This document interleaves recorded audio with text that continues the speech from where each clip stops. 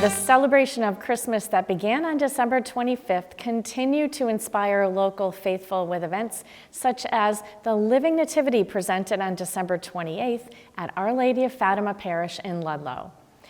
Modeled on the first such nativity enactment organized by St. Francis of Assisi 800 years ago in 1223 in Greccio, Italy, the performance drew dozens of individuals and families to the parking lot and field outside the church.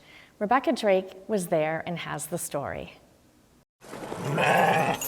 The sheep and the shepherds were there, and songs of joy filled the air. Born is the King of Kings. And much like the scene in Greccio, Italy 800 years ago, the people of the local towns lit up the night with candles and watched in wonder as the story of Christ's birth came to life in the field outside Our Lady of Fatima Church in Ludlow. The parish's pastor, conventual Franciscan Father Pedro de Oliveira, says St. Francis of Assisi had a simple but powerful reason for staging that first living nativity.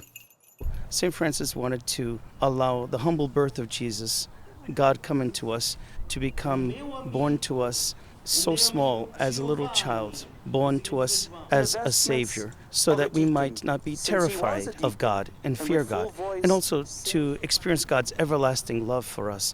For choir member Patty Supsack, the reenactment brings new meaning and depth to the 2,000-year-old story of the Redeemer's birth in Bethlehem. It just brings it to life, the actual birth and hearing the story of the whole evening. It just makes it so surreal to see the children partake and put humanness to something we've always just heard in gospel and scriptures.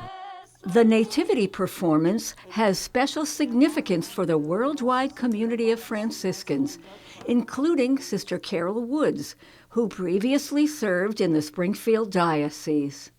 It brings me back to the sense of Jesus really becoming one of us. This is the incarnation in person right here. And Francis had the wisdom of wanting to relive that in his time.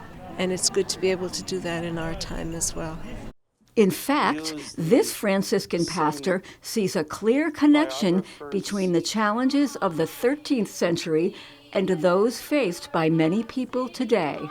Our time and our century is not too different than the time of St. Francis. St. Francis believed that the world, the human hearts of people became cold, indifferent, individualistic, and sometimes we experience that in our own modern day. But with the living Christ still in our midst and in our hearts, there is reason for hope and joy.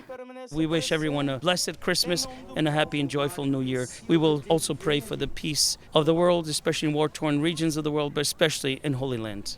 More prayer and more peace in the new year. Sounds like a plan. For Real to Real, I'm Rebecca Drake.